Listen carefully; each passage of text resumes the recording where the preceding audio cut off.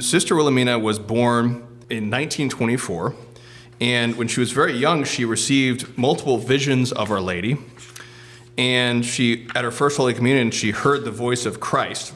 Little Mary was particularly affected by her mother's zeal and also by a tender love for the Blessed Virgin Mary. One of her earliest memories was a vision of Our Lady. When Mary was only 2 years old and sitting in her high chair, she saw the Blessed Virgin Mary appear to her and smile at her. The rest of her family remembered this event and handed down the story, as one of Sister Wilhelmina's nieces recalled it more than 90 years later. Sister Wilhelmina's most beloved way of honoring the Blessed Mother was the recitation of the Most Holy Rosary. Even as a 7-year-old child, Mary asked her siblings and playmates to pray the Rosary with her. When they refused, she tearfully had recourse to her mother, who replied that she should pray it by herself, which she did. This was the occasion of her second encounter with the Blessed Mother, who appeared to her and thanked her. And then she had this other occasion where her brothers were about to drown in a boat, and she had this premonition that they should pray the Rosary immediately. And then they prayed the Rosary, and then it saved them at that very time. And then here's a story from her first Holy Communion. I had scarlet fever when I was 8, so I couldn't take my first communion until I was 9. I received my vocation on my first communion day. On April 2nd, 1934, I'd made my first Holy Communion, an unforgettable experience when our Lord asked me, "Will you be mine?"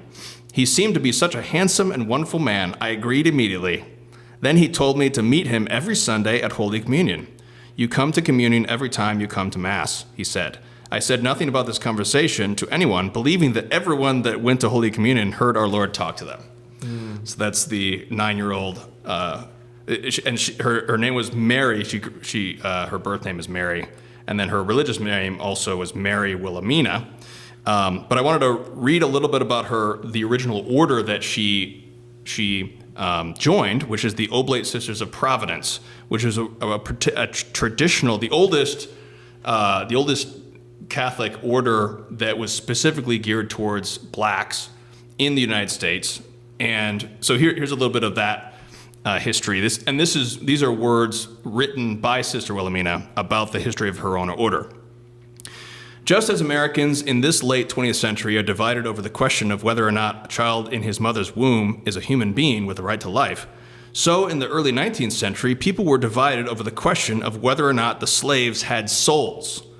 It was in this milieu that the Oblate Sisters of Providence were founded as a religious institute July 2nd, 1829. I remember hearing that one of the American bishops at Vatican I said, hey, we should define the fact that blacks have souls, because they still had this question. The Anglos were still promoting their racial heresy, basically, to say that these Africans are not actually people, which was entirely different than the French and the Spanish, who the church was unable to stop these bad Catholics from trafficking in slaves, but they said you have to baptize and catechize them, and that's how, and that's also, many of them were freed as well, as a part of the church alleviation of poverty, and that's how Sister Wilhelmina's own family had the faith from French American Christendom.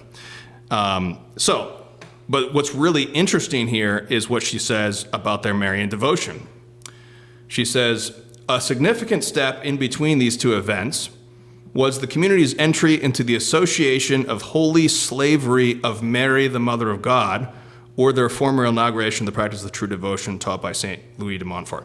So it's so powerful that you have these blacks in the early 1820s and 30s in Baltimore. So this is up in Maryland, the Catholic state of the land of Mary, Maryland,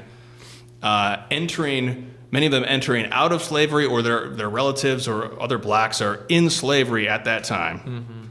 People are debating whether or not blacks have souls, and they want to enter into holy slavery. And this is what St. Louis de Montfort talks about. He says that this is like slavery. And this is why they have a chain. You put a chain, that's one devotion that people do. They taught me at my parish was everybody puts on a chain. They put on this chain to Mary because you're becoming a slave to Mary. And so this was the original order that Sister Wilhelmina joined, the Sisters of Divine Providence. What happened with the Sisters of Divine Providence, because they were a traditionally black Catholic order, They very much latched onto the civil rights movement and Sure. sort of making all of their identity into the black civil rights movement. And this is something that, so I'm going to read here. So this is now from the reprint here, page 101.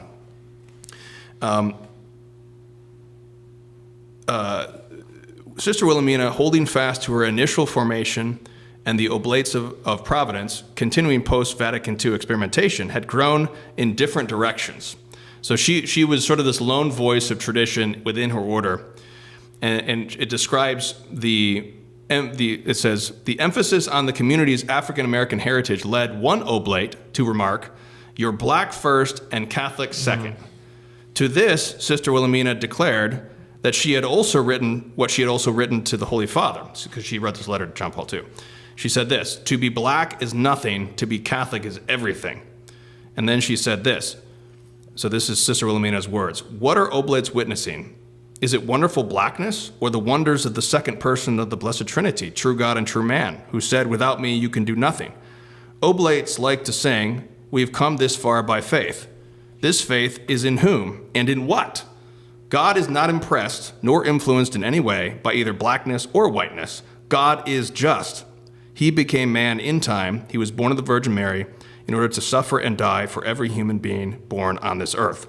So she found that her order had sort of lost touch with the spiritual aims of the order. And it's really quite a heroic order. There's a story in her biography of some of the sisters becoming martyrs of charity during one of the epidemics that was happening in the 1830s in North New England area, that they went out to minister these plague victims, and some of them died. So what happens is Sister Wilhelmina, she, like Archbishop Lefebvre, like many good men and women, they tried out the Vatican II experiments. They tried out what was going on. They tried them in good faith, trying to go along with what the church seemed to be trying to say. But eventually they realized that they weren't a good idea.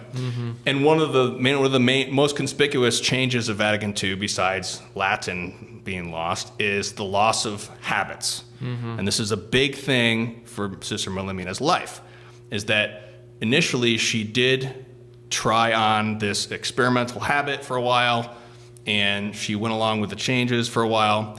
But there was this auspicious moment in her life where she had a visit from the pilgrim statue of Fatima, where she was inspired to put back on the traditional habit. And this was in 1974. And what's really interesting is, on the day of her death, May 29, so I'll just read here, page 133. This is later on in her biography here. The afternoon of May 29, just after a sister brought the Pilgrim Virgin statue from Fatima into Sister Wilhelmina's cell, Mother Abbess was inspired to dress Sister Wilhelmina in the habit once again as best she could, remembering how great it was Sister Wilhelmina's desire to die wearing her habit. Later, the sister realized the uncanny parallel to the time when Sister Wilhelmina had reassumed the traditional habit in 1974 on the occasion of the pilgrim statue to the Oblate Sisters of Providence. So the statue of Fatima coincided with her putting on the religious habit, putting it back on after she had experimented with the Vatican II experiment. She put it back on in 1974. And then on the day of her death, the pilgrim statue visited her again, where she got dressed in her habit once again for her death, for her entrance into eternity. So it's a beautiful connection with Fatima that just sort of coincided there.